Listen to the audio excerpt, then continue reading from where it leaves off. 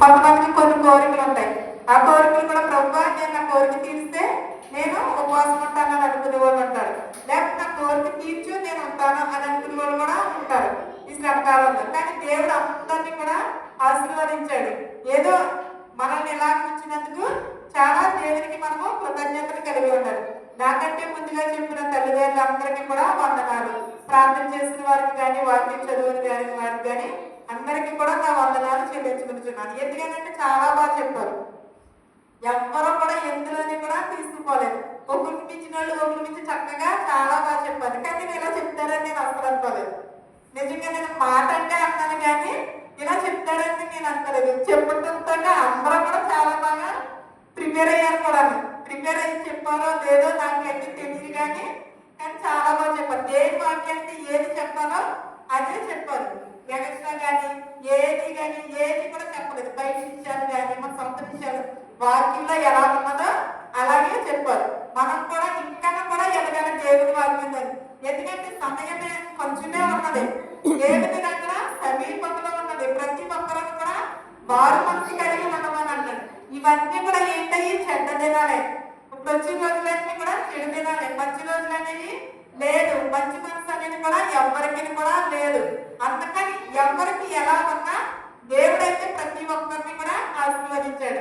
సిలువలో పలికిన యేసుక్రీస్తు వారు పలికిన 7 మాటల్లో ఫస్ట్ మాట ఏంటంటే తండ్రి మీరేమి చేస్తున్నారో మీరెరగరు కనుక వీరిని క్షమించమని అన్నాడు. అంటే ఫస్ట్ మాట దేనికి గుర్తు? క్షమాపణకి గుర్తు. క్షమించమని అంటే మనం ఎవరినైనా క్షమిస్తామా? అసలు ఒక మాట అంటే క్షమాపణ అనేది ఉండదు. అయినా సరే ఆయన అన్ని శ్రమలు పడుతూ కూడా వీరిని క్షమించుము అని అన్నాడు. క్షమాపణ గుర్తుగా మొదటి మాట పలికి ఉన్నాడు. రెండవ మాట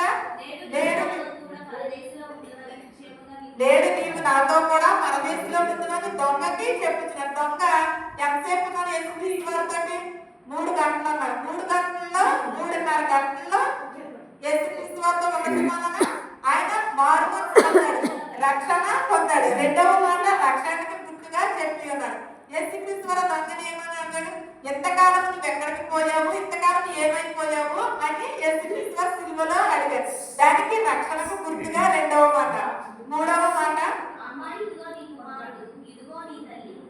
అమ్మా ఇదిగో నీ కుమారుడు నీ తల్లి అని శిష్యులందరి ఎదుట అప్పగిస్తూ తల్లిదండ్రులకు మనము చనిపోయి చివరి గడియల్లో మన బిడ్డ మన దగ్గరికి వస్తాయి ఎంత బాధపడిపోతామో ఆమె కూడా ఇంకా ఎంత బాధపడుతుంది కదా. ఆ రోజుని మనమే ఇలా ఉన్నామంటే ఆమె ఇన్ని సంవత్సరాలు విడిచిపెట్టి ఆఖరి నిమిషంలో సిలివేసే ముందు తల్లిని కుమారుడు వీడుగా అని చెప్పడం చాలా విలవలలాడిపోయి ఉంటుంది కదా.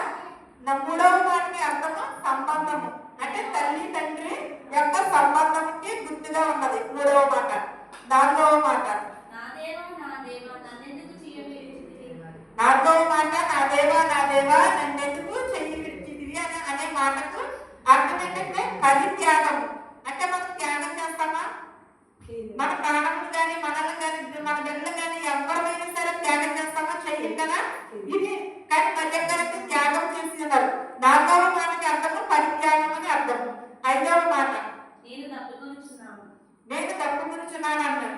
నేను తప్పుకొనుచున్నాను అని అడిగినప్పుడు మంచినీళ్ళు ఇచ్చారా, చేతి నీళ్ళు ఇచ్చారా? చేతి నీళ్ళు ఎవరు తాగలరు? దాన్ని యేసుక్రీస్తు పరిచయం చేసినప్పుడు అందరికీ కూడా మంచిగానే చేశారు పరిచయం. సమరస్కి బాగా దగ్గరప్పుడు నేను ఇచ్చే నీళ్లు తాగితేను కూడా తప్పుకున్నాను. కానీ ఆ తల్లి లోకంలో సాక్షిగా నిలబడి ఉన్నది. ప్రజలందరి ఎదుట ఆమె సాక్షిగా నిలబడి ఉన్నది. తప్పుకొనుచున్నాను అనే మాటకు అర్థము వేదనతో కూడినది. 6వ మాట సమాప్తమైనది అని. సమాప్తమైనది అని అంటే యేసుక్రీస్తు వారిని చనిపోతున్నాను అనే దానికి అర్థమా? కాదు కదా. నేను వచ్చిన పని ఈ లోకంలో నేను సమాప్తం చేశాను, నేను పూర్తి చేశాను. మనం ఒకవేళ పరికంతం అందరం పనిచేసుకుని బతికివ్వండి. మనం చేలోకి వెళ్ళి మనం ఊడు కూడిసి గొట్టెక్కినప్పుడు ఏమనుకుంటాం? అమ్మాయ అయిపోయింది అని ఎంత సంతోషంతో అంటామో అలాగే యేసుక్రీస్తు వారు కూడా నేను ఈ లోకంలోకి వచ్చిన పని సమాప్తమైనదని విజయంతో కేక వేయించు చెప్పిన మాట. అది సంతోషంతో చెప్పిన మాట, అంతేగాని బాధతో చెప్పిన మాట అయితే కాదు. సమాప్తమైనది అనేది. కానీ 7వ మాట తండ్రి నీ చేతికి నా ఆత్మను అప్పగించుకొనుచున్నాను అనే దానికి అర్థము సమర్పణ. సమర్పణ అనగా మనం ఏదైనా సరే ఒకటి అనుకున్నాం గొడ్డాన్ని ఇచ్చేసాము, అమ్మాయి ఇక్కడతోటి అయిపోయింది అని అనుకుంటాం, ఇక్కడతోటి సమర్పణ అని కూడా అంటూ ఉంటాం మనం ఒక్కొక్కసారి మాటల్లోని. అలాగే దేవుడు కూడా ఏమన్నాడంటే తండ్రి నీ చేతికి నా ఆత్మను అప్పగించుకుంటున్నానని పెద్ద కేక వేసి ఆయన ప్రాణమును విడిచిపెట్టాడు. అంటే ఆయన ప్రాణమును విడిచిపెట్టాడు. ఎన్ని గంటలకి? రమారమి 3 గంటలు అవుతుంది. మనం కూడా కొద్దింటి నుంచి కూడా చాలా చోట్ల ప్రార్థన జరిగితే అన్ని కూడా 3 గంటలతోటే చేస్తారు. ఎన్ని గంటలు 3 దాటిన తర్వాత నిశ్శబ్దంగా ఉన్నది కాబట్టి మనకు సమయము ఇది. కాబట్టి మనం ఎప్పుడు ఈ టైం పెట్టుకుంటాం కాబట్టి ఎవరు చచ్చిపోయిన వాళ్ళు వెళ్ళారు కాబట్టి మనం ఈ సమయాన్ని మనము వినియోగించుకుంటున్నాము. అంతేగాని దేవుడు ఏమన్నాడు, ఇక్కడ మనం కలవరి సమీపించుచున్నాము, మన హృదయము భయభక్తులతో ప్రభువుకు చెల్లించుచు మహిమ ఘనతతో కూడా నిలబడి ఉండమని అని అంటున్నాడు. కానీ చివరి గడియల ఆఖరి నిమిషంలో యేసుక్రీస్తు పలికిన మాట ఏంటంటే అది ప్రార్థనా పూర్వకంగానే పలికి ఉన్నాడు. అంతేగాని మన ఫస్ట్ నుంచి కూడా 7 మాటల్లో కూడా ప్రతి ఒక్క మాటలో తండ్రి తండ్రి అన్న మాటే పలికారు. ఆయన ఎక్కడైనా సరే తండ్రి తండ్రి అనే మాట పలికారు. అంటే దేవుడు నన్ను ఈ లోకానికి తండ్రి పంపించి ఉన్నాడు కాబట్టి ఆయన చిత్త ప్రకారంగానే నేను చేస్తున్నా తప్ప కానీ నా చిత్త ప్రకారం అయితే కాదు. ఒకవేళ నా ప్రాణం తీయాలన్నా దేవుని చిత్తమే, నా ప్రాణం ఉంచాలన్నా కూడా దేవుని చిత్తమే అని తండ్రి తండ్రి అని సంబోధించాడు. ఎన్ని మాటల్లో మాట్లాడినా కూడా తండ్రి అని సంబోధించాడు. అంటే ఆయన చివరి మాటలో కూడా తండ్రి నీ చేతికి నా ప్రాణమును అప్పగించుకుంటున్నానని అన్నాడు. చివరి మాట మనుషులతో మాట్లాడలేదు, చుట్టూ ఉన్న ప్రజలతో కూడా మాట్లాడలేదు, తల్లితో మాట్లాడలేదు, లేదా బంధువులతో మాట్లాడలేదు. ఎవరితో మాట్లాడాలి? దేవుడితో తండ్రితో మాట్లాడిన మాట ఏంటి? నా ప్రాణమును నీ చేతికి అప్పగించుకుంటున్నానని. అదే మనమైతే ఏం చేస్తాం? చివరి గడియల్లో ఇక్కడ ఇది దాచాను, అక్కడ అది దాచాను అని చెప్పే రోజు ఇది వరకు. కానీ ఇప్పుడైతే అదేమి లేదు, నాకు అనట్లేదు, నాకు ఇది అట్లేదు అది అట్లేదు అని చివరి గడియల్లో చెప్పే మాటలు ఇవి. నేను అమ్మాయి కంటేనే మాట్లాడేస్తాను అంతే తప్పని అది ఆ మాటలు మాట. కానీ దేవుడు అయితే ఏమన్నా నా ప్రాణమును నీకు అప్పగించుకుంటున్నాను. అంటే ఆయన ఇచ్చిన ప్రాణాన్ని ఆయనకే తిరిగి నేను ఇస్తున్నాను. దేవుడు ఏ సమయం అంతా ఏం చెయ్యాలో ప్రతిదీ కూడా తెలుసు. దేవుడికి తెలియకుండా ఈ లోకంలోకి వచ్చి ఉన్నారంటారా? కాదు కదా. లేఖనములు నెరవేర్చడానికి ఇక్కడికి వచ్చింది ఆయన. లేఖనములు నెరవేర్చిన చివరి క్షణంలో నా ప్రాణమును నీకు అప్పగించుకుంటున్నాను అని చెప్పాడు తప్ప కానీ నేను నా ప్రాణం ఇచ్చావు కదా ఎదుగా తీసేసుకుంటామని అడిగారు మనకులాగానే. అసలు ఒక్క మాట అయినది కూడా లేదు. లోకంలో అనేక మంది ఆయన తిట్టారు, ఆయన కొట్టారు, అయినా సరే ఆయన ఒక్క మాట అయినది కూడా పలకలేదు.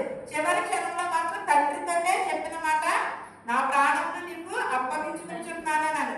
మనం ఎన్నో కొన్ని లోకంలో చూడవచ్చు, ఎన్నో కొన్ని మనము అన్నింటిని కూడా మనము చూడవచ్చు. కానీ దేవుడు అయితే మాత్రము ఏమన్నా నా ప్రాణమును నీకు అప్పగించుకుంటున్నానని విశ్వాసంతో పలికిన మాట, అది వేదనతో పలికిన మాట. ఎందుకంటే ఈ లోకంలోని ఆయన పడ్డ శ్రమలో ఎవరైనా పడి ఉన్నారా?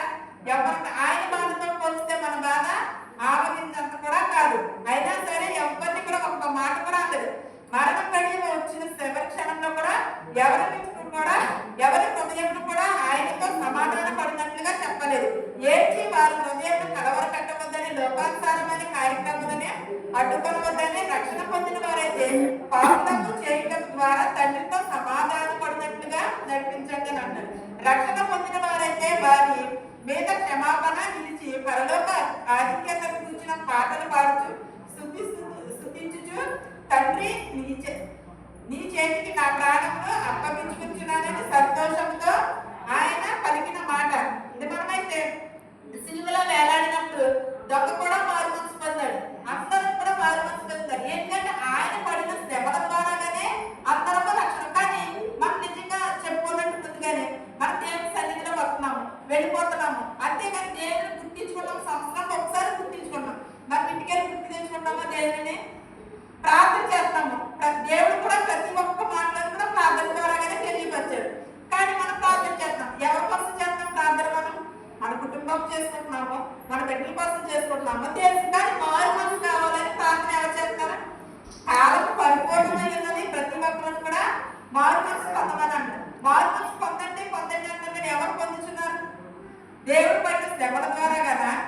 దేవుడు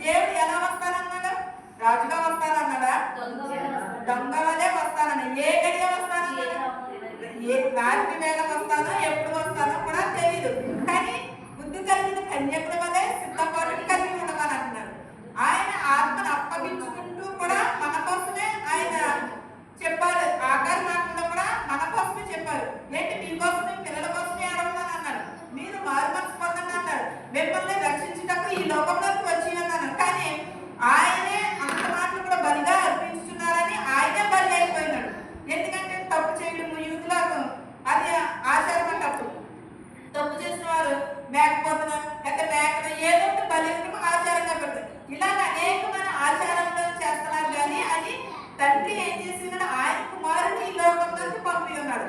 ఆయనకి యేసుక్రీస్తు వారికి తెలుసు లేఖనముల కోసం ఆయన ఈ లోకంలోకి వచ్చి ఉన్నాడు. కానీ ప్రతి ఒక్కరు కూడా ఏం చేయాలంటే ఆనాడు అమ్మవారిని లోకరాజ్యములన్నింటినీ కూడా మరిమని తీసుకుని చూపారు. అయితే ఆయన సాతాను బొమ్మని కలిపి కొట్టింది తప్ప కానీ సాతానికి ఏ మాత్రము కూడా లొంగలేదు. అనగా క్రీస్తులో కూడా మనము దేవుడు ఏం చేసిన మృత్యుంజయుడు జయమును గెలిచిన వాడు సాతానుని గెలిచాడు. యేసుక్రీస్తు వారు ఉపవాసం ఉన్నప్పుడు సాతాను చాలా శోధించింది కదా, చాలా శోధించి ఆయనని సిలువలో అప్పగించింది. అయినా సరే దేవుడు ఒక్క మాటని సాతాను ఎంత బాధపడినట్లుగా చేసుకుని తిరగబడింది. సాతాను ఎంతో శోధించింది దేవుడిని. అయినా సరే దేవుడు ఏ మాత్రము కూడా విడిచిపెట్టలేదు.